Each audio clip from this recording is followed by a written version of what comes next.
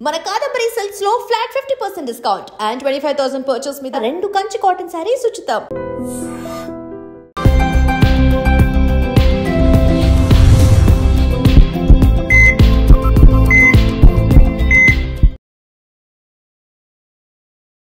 నమస్తే, welcome to healthy conversations with ఐడ్రీ media. నేను మీ Jhansi. So ఈ రోజు మనతో ఉన్నారు వంటింటి చిట్కాలకు కేర్ ఆఫ్ అడ్రస్ అయిన మధుసూదన్ శర్మ గారు.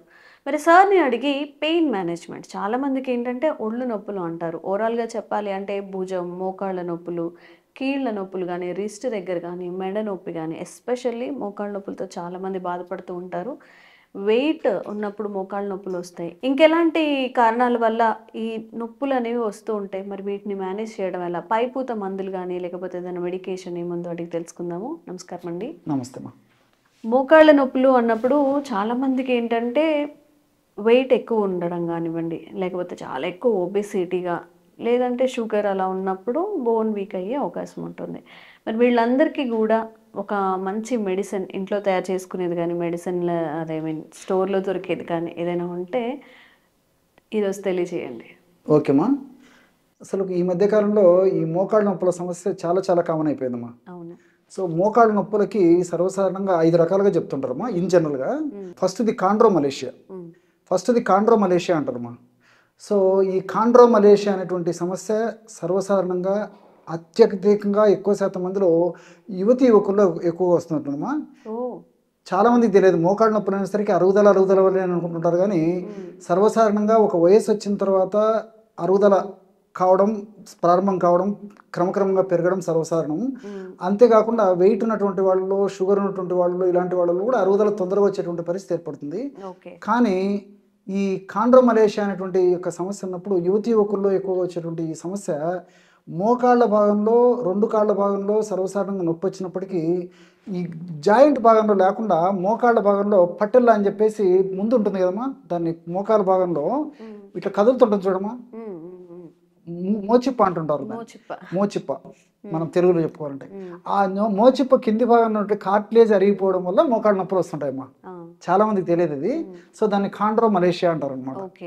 సో సరే, జనరల్గా ఈ ఇంకొక కారణం ఏంటంటే ఆస్టియోఆర్థరైటిస్. ఈ యొక్క వయస్సు రావడం వల్ల కానీ, బీపీ, షుగర్ ఉండడం వల్ల కానీ, లేకపోతే ఓవర్ వెయిట్ ఉండడం వల్ల కానీ, లేకపోతే మాల్న్యూట్రిషన్, పోషకాహార లోపం ఉండడం వల్ల కానీ, కాల్షియం ఇలాంటి లోపాలు ఉండడం వల్ల, ఇలాంటి వాటి వల్ల సర్వసాధారణంగా ఈ ఆస్టియోఆర్థరైటిస్, ఈ యొక్క సంధివాతము, లేకపోతే ఈ వయస్సులో వచ్చేటువంటి ఈ యొక్క కీళ్ళ మోకాళ్ళ నొప్పులు వస్తుంటాయమ్మా. అదేవిధంగా రొమటాయిడ్ ఆర్థరైటిస్ అని చెప్పేసి మరొక జబ్బు ఉంది ఈ కీళ్ళకు సంబంధించి. ఈ రొమటాయిడ్ ఆర్థరైటిస్ అనేటువంటి జబ్బులో ఒక్క మోకాళ్ళ భాగమే కాకుండా మిగతా జాయింట్స్ అన్ని కూడా ఇన్వాల్వ్ అయిపోతాయమ్మా. అంటే చిన్న జాయింట్స్, పెద్ద జాయింట్స్, ఎక్కడెక్కడైతే జాయింట్స్ ఉన్నాయో ఆ భాగంలో అంతా ఈ యొక్క రొమటాయిడ్ ఆర్థరైటిస్ అనేటువంటి సమస్యలు ఇదైపోతాయి. అట్లే దేహంలో ముఖ్యంగా ఈ యొక్క బ్లడ్లో యూరిక్ యాసిడ్ లెవెల్స్ పెరిగినప్పుడు కూడా మరి ఈ యొక్క నొప్పులు అనేవి వస్తుంటాయమ్మా. సో మోకాళ్ళ నొప్పులు వస్తుంటాయి, భుజం నొప్పులు, కాళ్ళు నొప్పులు, తర్వాత ఈ మెడ నొప్పులు, అదేవిధంగా నడుము నొప్పులు, వీపు నొప్పులు ఇలాంటివన్నీ వస్తుంటాయమ్మా. సో అదేవిధంగా ఇంకొక ప్రత్యేకమైన పరిస్థితుల్లో మీరు గమనించుంటారమ్మా, కొంతమందికి ఈ మోకాళ్ళ వెనుక భాగంలో ఈ బెలూన్ లాగా ఉబ్బి ఉంటుందమ్మా. మీరు కొంతమందిని గమనించినట్లయితే, సో సర్వసాధారణంగా ఎముకల అరుగుదలలో భాగంగా ఎముకల్లో ఉన్నటువంటి గుజ్జు ద్రవరూపంగా మారిపోవడం కానీ, లేకపోతే దాని కన్సిస్టెన్సీ మారిపోవడం వల్ల అది గ్రావిటేషనల్ ఫోర్స్ వల్ల బ్యాక్ సైడ్ వచ్చిన తర్వాత అది ఒక బెలూన్ లాగా కనిపిస్తుంటుంది అనమాట. అది కూడా మోకాళ్ళ అరుగుదలలో ఒక భాగం అమ్మా. చాలా మందికి తెలియదు, అది దాన్ని బేకర్స్ సిస్ట్ అంటారు అనమాట ఆధునికంగా. Baker's cyst. సో ఇలా రకరకాల కారణాల వల్ల ఈ యొక్క మోకాళ్ళ నొప్పులు వస్తుంటాయమ్మా. అదేవిధంగా ముఖ్యంగా యువకులు అయితే ఈ యొక్క హార్మోనల్ ఇంబ్యాలెన్సెస్, తర్వాత ఇంతకుముందే చెప్పుకున్నట్లు వెయిట్ కూడా దీనికి కూడా ఒక ప్రధానమైన కారణం, వెయిట్ ఎక్కువగా ఉండడం వల్ల కూడా. అట్లే కాల్షియం లోపం, ఇలాంటి అనేక రకాల కారణాల వల్ల ఈ ముఖ్యంగా యువకుల్లో కూడా నేను చెప్పినట్లే ఈ కాండ్రోమలేషియా అనేటువంటి సమస్య వస్తుంటుందమ్మా. సో ఏది ఏమైనప్పటికీ మరి మోకాళ్ళ నొప్పుల సమస్య వచ్చినప్పుడు విచక్షణ రహితంగా, విచ్చలవిడిగా, ఇష్టానుసారంగా డాక్టర్ సలహా మేరకు ఏమాత్రము ఆధునిక ఈ పెయిన్ కిల్లర్స్ పప్రిమెంట్ లాగా మింగడం ఏమాత్రం క్షేమదాయకం కాదు, ఆరోగ్యదాయకం కాదు, మరి ఆమోదయోగ్యం అంతకన్నా కాదమ్మా. సో డాక్టర్లు కూడా కొన్నాళ్ళ పాటు వాడేసేసి కొన్ని జాగ్రత్తలు తీసుకోమని చెప్తారు కానీ మరి ఎక్కువ రోజులు వాడమని చెప్పేసి డాక్టర్ కూడా సలహా ఇవ్వరమా. కానీ మన వాళ్ళు ఏం చేస్తారంటే పక్కింటి వాళ్ళని చెప్పారను, స్నేహితులు చెప్పారను, తెలిసిన వాళ్ళు చెప్పారను, మెడికల్ షాప్లో తెచ్చుకున్నామని చెప్పేసి వేసుకుంటారు. కానీ ప్రతిసారి వేసుకుంటారమ్మా. తాత్కాలిక ఉపశమనం వస్తుందని ముందు చూపుతో మనం ఆలోచన చేస్తే ఒక్కసారి దేహంలో మరి కొన్ని అవయవాలలో మార్పులు వచ్చేసి కొన్ని అవయవాలు డ్యామేజ్ అయిపోతే they are called as irreparable damages. మనం మళ్ళీ వాటి వెనక్కి తీసుకోలేమమ్మా. సో జీవితాంతం అదే ఇబ్బందులతో అదే సమస్యతో కొనసాగాల్సిన పరిస్థితి ఏర్పడుతుంది.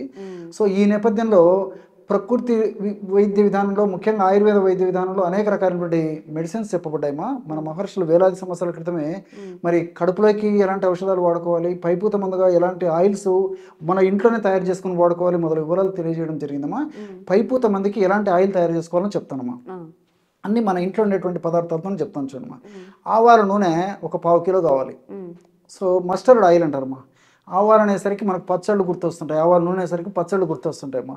పచ్చళ్ళ తయారీలో ప్రధానంగా మనం ఆవాల నూనె ఉపయోగిస్తాం. అదేవిధంగా నార్త్ ఇండియాలో ఎడిబుల్ ఆయిల్గా వాళ్ళు ఆవాల నూనె వాడతారమ్మా. మన సైడ్ వాడరు కానీ సౌత్ ఇండియాలో, నార్త్ ఇండియాలో మరి ఆవాల నూనె వాళ్ళు వంటకాల తయారీలో, ఆహార పదార్థాల తయారీలో వాడుకుంటారమ్మా. సో ఈ ఆవాల నూనె ఒక 250 గ్రామ్స్ తీసుకోవాలి, అంటే 1/4 కిలో తీసుకోవాలి. అట్లే వామమ్మా, వామును కాస్త వేయించేసేసి చూర్ణంలాగా తయారు చేసుకుని ఒక 50 గ్రామ్స్ తీసుకోవాలి. ఓమము అంటారు కదమ్మా, వాము, ఓమము, అజవాయిను ఇవన్నీ దానికే పేర్లు. అట్లే కర్పూరం ఒక 25 గ్రామ్స్. ఈ 3 పదార్థాలేమ్మా. సో 250 ml ఆవాల నూనె, 50 గ్రామ్స్ వామును వేయించి చేసినటువంటి పొడి, 50 గ్రామ్స్, 25 గ్రామ్స్ కర్పూరం. సో ఔషధాన్ని ఎలా తయారు చేసుకోవాలంటమ్మా, ఒక పాత్రలో ఆవాల నూనె తీసుకొని పొయ్యి మీద పెట్టేసి వేడి చేయాలమ్మా. సో వేడెక్కిన తర్వాత క్రమంగా పొగలు రావడం మొదలవుతుంది. కాస్త పొగలు రావడం మొదలైనప్పుడు అప్పుడు మనం ఈ యొక్క వాము యొక్క చూర్ణాన్ని వేసేయాలి. బాగా జాగ్రత్తగా మన ప్రేక్షకులందరూ గమనించాలమ్మా. ఇది పొగలు రావడం మొదలైన తర్వాత వాము యొక్క చూర్ణాన్ని వేసేసి పాత్రను కిందికి దించేసేయాలి. దించిన తర్వాత కర్పూరం ఉంది కదమ్మా, 25 గ్రామ్స్ కర్పూరాన్ని జస్ట్ అలాగంటే పౌడర్ అయిపోతుంది. ఈ కర్పూరం కూడా మన ఇంట్లో ఉండేటువంటి ఏ కర్పూరమైనా వాడుకోవచ్చమ్మా, స్పెసిఫిక్ ఇదేం లేదు. సో ఉంట కర్పూరము, తర్వాత ఈ ముద్ద కర్పూరము, హారతి కర్పూరం, ఏ కర్పూరమైనా వాడుకోవచ్చు. సో 25 గ్రామ్స్ కర్పూరాన్ని జస్ట్ అలాగంటే పౌడర్ అయిపోతుంది. అందులో వేసేసి మూత పెట్టేసేయాలి. ఈ కర్పూరం అంతా కరిగిపోతుంది. తర్వాత ఈ వాములో ఉన్నటువంటి వాము పొడిలో ఉన్నటువంటి ఔషధ గుణాలన్నీ ఆవాల నూనెలోకి వచ్చేస్తాయి. బాగా చల్లారిన తర్వాత ఫిల్టర్ చేసేయాలమ్మా. బ్రహ్మాండమైనటువంటి ఈ మోకాళ్ళ నొప్పులు తగ్గించేటువంటి హోమ్ మేడ్ ఆయిల్ రెడీ అయిపోతుంది.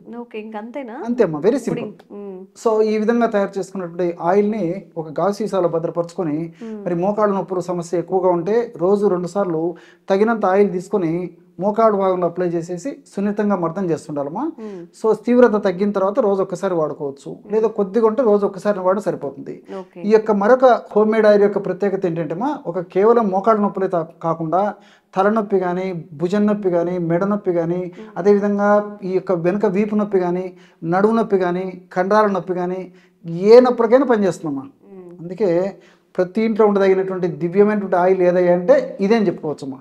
కాబట్టి తయారు చేయడం సులువు, వాడడం సులువు, రిజల్ట్స్ కూడా చాలా సులువుగా వస్తాయి.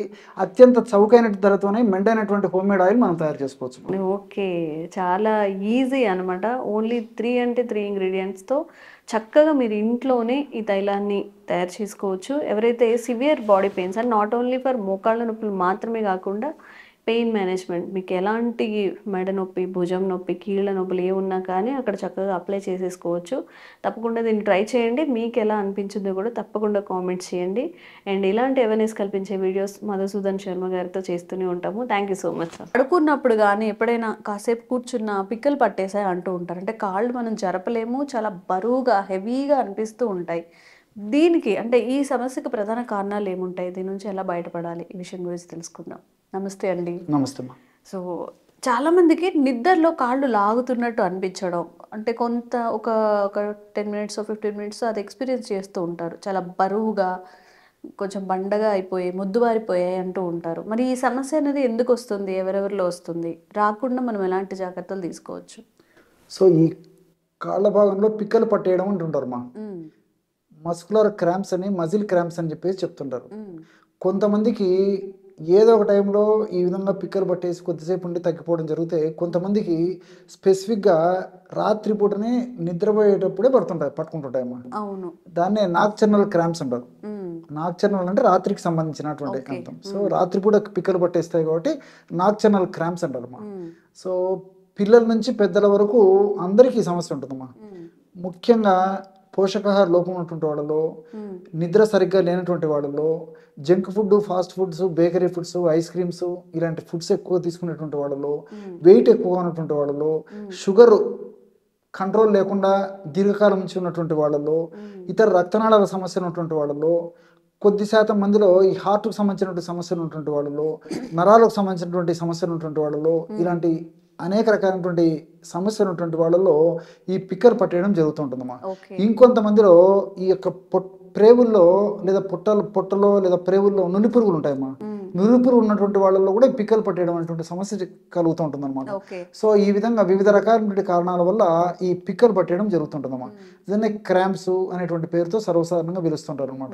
సో ఈ పిక్కలు పట్టేసినప్పుడు వాళ్ళు ఒక అడుగు ముందుకు వేయలేరు, తర్వాత పక్కకు తిరగలేరు, కూర్చోవడం కష్టంగా ఉంటుంది. ఒకవేళ పడుకున్నటువంటి వాళ్ళు కూర్చోవడానికి సాధ్యం కాదు. కొంతమంది అయితే భయభ్రాంతకు లోనైపోతారమ్మా. ఇదే పట్టేస్తున్నాం, నేను నడవలేను అని చెప్పేసి కూడా భయపడుతుంటారు అనమాట. కానీ అది కొద్దిసేపు అలా ఉండేసేసి మళ్ళీ తగ్గిపోతుంటుందమ్మా జనరల్గా. సో దీనికి సంబంధించి రకరకాల ప్రయత్నాలు చేస్తుంటారు. కొంతమందిలో కొంతవరకు సత్ఫలితాలు కలిగితే కొంతమందికి ఆశించినటువంటి ఫలితాలు కూడా కలగమ్మా.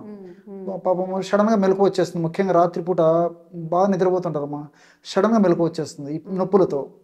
సో ఈ పిక్క నొప్పి తగ్గిన తర్వాత కూడా మళ్ళీ నిద్ర పట్టదు, చాలా అవస్థపడుతుంటారు. కొంతమందికి ఏదో రాత్రి నిద్రపోయేటప్పుడు ఒకసారి పిక్క నొప్పి పట్టేయడం జరిగి మళ్ళీ అది సెట్ అయిపోతే కొంతమందికి ఉదయం లేచే లోపల 2-3 సార్లు పట్టేస్తూ ఉంటుంది. అట్లే మధ్యాహ్నం పూట నిద్రపోయేటప్పుడు కూడా కొంతమందికి పట్టేస్తూ ఉంటుందమ్మా. మెలకు వచ్చేస్తే నిద్ర పట్టదు. ఈ విధంగా రకరకాలైనటువంటి పరిస్థితులు, ఈ పిక్క నొప్పులు లేదా క్రాంప్స్ అనేటువంటి పరిస్థితులు ఉంటాయమ్మా. దీనికి మంచి రెమెడీ చెప్తాను చూడమ్మా. జీలకర్ర పొడి ఒక 50 గ్రాములు తీసుకోవాలి. అదేవిధంగా వామును వేయించి చేసినటువంటి పొడి ఒక 10 గ్రాములు తీసుకోవాలి. అట్లే శొంఠి పొడి 10 గ్రాములు తీసుకోవాలి. దాల్చిన చెక్క పొడి 10 గ్రాములు తీసుకోవాలి. ఒక జీలకర్ర పొడి మాత్రమే 50 గ్రాములు తీసుకోవాలి. వాము, శొంఠి, దాల్చిన చెక్క ఇవి ఒక్కొక్కటి 10 గ్రాములు తీసుకుంటే సరిపోతుందమ్మా. ఈ 4 పదార్థాలు కలపడం వల్ల ఔషధం వచ్చేసి 80 గ్రాముల ఔషధం తయారవుతుంది. ఈ 80 గ్రాముల ఔషధాన్ని ఒక గాజు సీసాలో నిల్వ ఉంచుకొని రోజు ఉదయం ఒకసారి, సాయంత్రం ఒకసారి అమ్మా. భోజనం ముందు కానీ భోజనం తర్వాత కానీ ఎప్పుడు వీలైతే అప్పుడమ్మా. దానికి నిర్దిష్టమైనటువంటి సమయం కూడా లేదు. రోజు 2 సార్లు, అంటే ఒక్క డోస్కి మరొక డోస్కి మధ్యలో వ్యవధి కనీసం 7 గంటల సేపు గ్యాప్ ఉంటే సరిపోతుందమ్మా. సో ఉదాహరణకి ఉదయం పూట 7 గంటలకు తీసుకున్నారు అనుకోండి. సో 7 గంటలు మినహాయించి, అంటే 7, 3, 10, 12, 2, 3 తర్వాత ఎప్పుడైనా తీసుకోవచ్చు. అంటే మినిమం ఒక డోస్కి మరొక డోస్కి మినిమం 7 గంటలు వ్యవధి ఉండాలి. ఎలాగైనా తీసుకోవచ్చు అమ్మా. సో కాస్త తేనెతైన తీసుకోవచ్చు, లేకపోతే కాస్త నీళ్ళలో కలిపైన తీసుకోవచ్చు. ఎలాగైనా ఈ యొక్క ఔషధాన్ని తీసుకోవచ్చు అనమాట. సో ఔషధం కూడా జస్ట్ ఒక 2 గ్రామ్స్ పౌడర్ అమ్మా. 2 గ్రామ్స్ పౌడర్ తగినంత తేనెతో కానీ కాస్త నీళ్ళలో కలుపుకొని తీసుకోవచ్చు. లేదంటే కాస్త పొడి నోట్లో వేసేసుకుని నీళ్ళని తాగేసేయచ్చు అమ్మా. ఇవన్నీ మనం ఇంట్లో వాడేటువంటి ఆహార పదార్థాలే కాబట్టి అలాగైనా వాడచ్చు అమ్మా. ఏ ప్రాబ్లం అయితే ఏం లేదు. సో మజ్జిగతైన తీసుకోవచ్చు అమ్మా. దీన్ని ఎలాగైనా తీసుకోవచ్చు. ఈ విధంగా క్రమం తప్పకుండా రోజు 2 సార్లు ఈ యొక్క ఔషధాన్ని ఈ పద్ధతిలో వాడుకోవడం వల్ల మరి ఆ మరి ఆ పిక్కల భాగంలో కండరాలకు బ్లడ్ సర్క్యులేషన్ బాగా జరిగేసేసి కండరాల్లో ఉన్నటువంటి ఆ యొక్క చెడు పదార్థం ఏదైతే ఉందో, ఏదైతే ఇబ్బంది పెడుతుందో ఆ పదార్థాన్ని తొలగించేందుకు ఈ యొక్క ఆహార ఔషధాలు చాలా చక్కగా ఉపయోగపడతాయమ్మా. అంతేకాకుండా ఈ ఔషధాల యొక్క మరొక ప్రత్యేకత ఏంటంటే ఆ పిక్కల భాగానికి రక్త సరఫరాను బాగా సప్లై చేస్తాయి. అదేవిధంగా పిక్కల భాగానికి ఆక్సిజన్ సప్లై కూడా బాగా చేస్తాయమ్మా. ఎప్పుడైతే పిక్కల భాగంలో ఉన్న మజిల్కి ఆక్సిజన్ సప్లై జరిగి అదేవిధంగా రక్త సరఫరా బాగా జరిగితే మంచి పోషకాంశాలు ఉంటాయి. ఎప్పుడైతే మంచి పోషకాంశాలు అంది ఆక్సిజన్ సరఫరా జరుగుతుందో అప్పుడు ఆ మజిల్ రిలాక్స్ అయిపోతుందమ్మా. మజిల్ కన్స్ట్రక్షన్ ఉన్నటువంటి దశ రిలాక్స్ అయిపోతుంది. ఎప్పుడైతే మజిల్ రిలాక్స్ అయిపోతుందో మజిల్ ఆ కంట్రాక్షన్ నుంచి రిలాక్స్ దశలోకి పోయేసరికి మనకు నొప్పి తగ్గిపోతుంది అనమాట. కంఫర్టబిలిటీ వచ్చేస్తుంది. ఈ విధంగా రెగ్యులర్గా వాడుకోవడం వల్ల అన్ని మనకు సైడ్ బెనిఫిట్స్ ఉంటాయి కానీ ఎలాంటి సైడ్ ఎఫెక్ట్స్ ఉండవమ్మా. దీర్ఘకాలం పాటు కూడా వాడుకోవచ్చు. ఇంకోటి ఏంటంటే కొన్నాళ్ళ పాటు ఈ యొక్క ఔషధాన్ని ఈ పద్ధతిలో వాడిన తర్వాత కంఫర్టబిలిటీ వచ్చేసి రిలీఫ్ వచ్చేసి నాకు బాగుంది అనిపించిన తర్వాత మరి రోజు ఒక్కసారి వాడుకుంటే సరిపోతుందమ్మా, ఉదయం కానీ సాయంత్రం కానీ. Okay okay. సో చాలా మందికి ఏంటంటే ఇంత బిజీ లైఫ్లో ఇవన్నీ మేము ఎక్కడ తయారు చేసుకోవాలని అడుగుతూ ఉంటారు కదా, మరి బయట ఏదైనా ఆయుర్వేదిక్ స్టోర్లో ఇన్స్టాంట్గా దొరికేవి ఏమైనా ఉన్నాయా దీనికోసం? ఉన్నాయమ్మా, చాలా చాలా ఉన్నాయమ్మా. సో వాటికి సంబంధించి కూడా నేను చెప్తాను చూడమ్మా. మార్కెట్లో విషముష్టి తైలం అని చెప్పేసి దొరుకుతుందమ్మా. విషముష్టి, విషగర్భ తైలం అని కూడా అంటారు దాన్ని. కొన్ని కంపెనీ వాళ్ళు విషగర్భ తైలం అనే పేరుతో అమ్ముతారు, కొన్ని కంపెనీ వాళ్ళు విషముష్టి తైలం అనేటువంటి పేరుతో అమ్ముతారమ్మా. ఏదైనా పర్లేదు, విషముష్టి తైలం ఆర్ విషగర్భ తైలం. సో ఆ తైలాన్ని తెచ్చుకొని రోజు ఒక్కసారి తగినంత తైలాన్ని వీలైతే కాస్త గోరువెచ్చగా చేసేసి ఆ పిక్కల భాగంలో రబ్ చేస్తుండాలమ్మా. అలా వీలు కాని పక్షంలో అలాగే ఆ తైలాన్ని పిక్కల భాగంలో అప్లై చేసేసి 1 నిమిషం 2 నిమిషాలు సున్నితంగా మర్దన చేస్తుంటే సరిపోతుందమ్మా.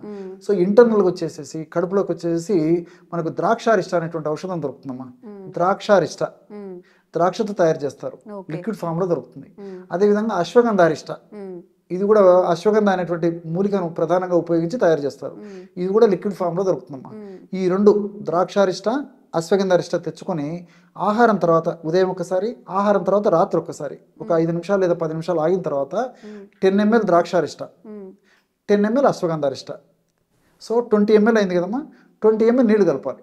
సో 10 ml ద్రాక్షారిష్ట, 10 ml అశ్వగంధారిష్ట ఒక గ్లాసులో తీసుకొని 20 ml నీళ్లు కలిపేసి ఒక ప్రమాణంగా సేవించాలి. ఈ విధంగా ఉదయం లేదా మధ్యాహ్నం ఆహారం తర్వాత తీసుకోవాలి, రాత్రిపూట కూడా ఈ విధంగా తీసుకోవాలమ్మా. ఈ విధంగా క్రమం తప్పకుండా ఈ యొక్క ఔషధాన్ని వాడినప్పటికీ ఆశించినటువంటి ఫలితాలు చాలా త్వరగా శీఘ్రంగా సత్వరమే కలిగేందుకు అవకాశం ఏర్పడుతుంది. దీనికి తోడు నేను చెప్పినట్లు ఈ పైపూత మందుగా వాడుకోవడం వల్ల ఫలితాలు మరింత త్వరగా వస్తాయమ్మా. Okay okay.